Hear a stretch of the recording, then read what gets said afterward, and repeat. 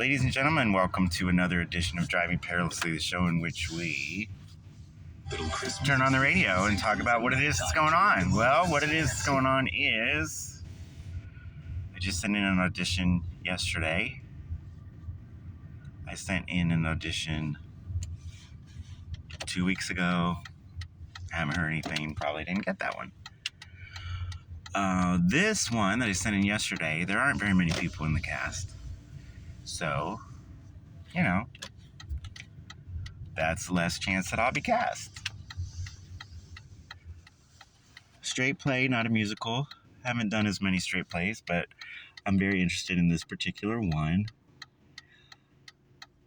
The person that's directing it is a first-time director, I think, or, hasn't directed too many things, certainly, and knows a ton of people, including me. So, since the director knows a ton of people, that's another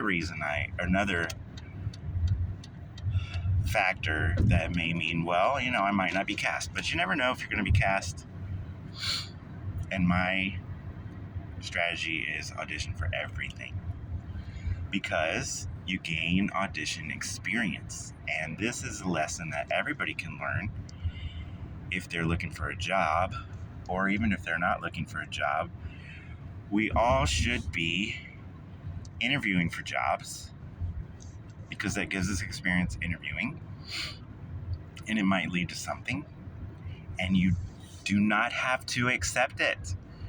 So one time I was interviewing for a job, and it was some kind of administrative position, pushing papers around the desk or something, helping somebody do something. It wasn't a job of response. It wasn't a job where I would have authority. It was a job where I would do stuff for other people to help them run a school. And I got in there, and the guy who was interviewing me thought I was interviewing to be the president of the school. And this is a long time ago. I don't think I was really old enough to be a president of a school. And I had, 10% of the qualifications to be a president of a school. So I would not even have interviewed for president of the school. I was interviewing for something else. But he was confused, or we both were confused. And I just answered all the questions. Did my best. Never heard from him again. And I didn't consider it a waste of time because I got experience interviewing. And with these self-tapes, I got experience auditioning. So, it is Christmas time. I am singing Christmas carols. I, once again, am not quite qualified, but I guess they need people, and I'm getting better, and my goal is to get better. My goal isn't to be the best, because that's not on the horizon, but getting better is happening, and I'm grateful for that opportunity. And I wouldn't have got that opportunity if I hadn't auditioned. And I expected the people I would be working with to be better vocalists than me. And I am correct in that expectation, I was right. They're better vocalists than me. But I'm learning bass parts. I'm singing bass parts. Learning how to blend better. Learning how to stay in tune with no accompaniment better, and to get along with people who are better singers than me. I would say a good singer is probably generally a little snobby to a singer that's not as good. And I can learn to get along with those people.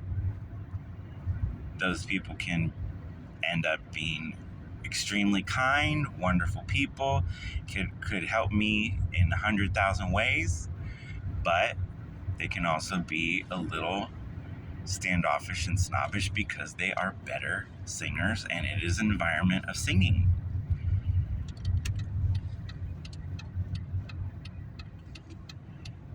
The thing about singing is that every child does it and then they stop as they approach adulthood. And then they might sing in the shower as an adult.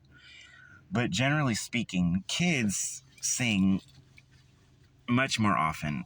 And if we didn't stop that, we would all be better singers. But, I stopped when my voice changed, at least singing in public and singing solo in public. Been in choirs for years, hiding behind the other singers. But now I'm one of four. I'm the only one that's singing the bass line. Every once in a while, there's some unison notes. Every once in a while, I'm exactly with the tenor. Generally speaking, I'm the only one singing that note, and I dang well better sing it. So it's helping me be a better singer. As I said, it's Christmas time. So we've got Christmas music everywhere. I'm supposed to be nearly memorizing, I think it's 58 Christmas carols, 68, 58. It's a lot of Christmas carols. I thought I knew Christmas carols. Just like a couple years ago, I thought I knew Christmas music. You know how many Christmas songs there are? You know how many Christmas albums there are? Yeah, I know a lot of them, but I don't know all of them. I don't know a fourth of them. But I will say a little bit about Christmas music. First of all, it's about Christ, some of it. And I believe in Christ. And I believe that those songs are some of the most important songs ever written, ever sung. A lot of them are folk songs, from particular cultures around the world. It's a small world after all. Lovely, multicultural songs about Christ, which I like. But what I also like about Christmas music is the fact that we've got songs from 1,500 years of tradition. Well, there's only one song that's 1,500 years old that's still sung. O Come, O Come, Emmanuel is Gregorian chant. But we've got songs 1,500 years of age, or, within 1,500, a range of age. And we've got choirs, country, children's choirs, sleigh bells, orchestras, instrumentals. We got things we don't hear any other time of the year, all mixed together, and we've got different versions of the same song. So it's just custom built for me.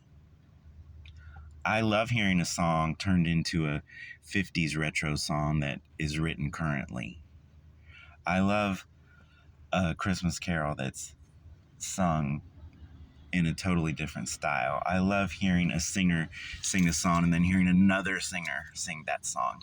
I love a few instrumentals here and there, and that happens. And it just doesn't happen with any other time of year or any other genre of music that I can think of anyway.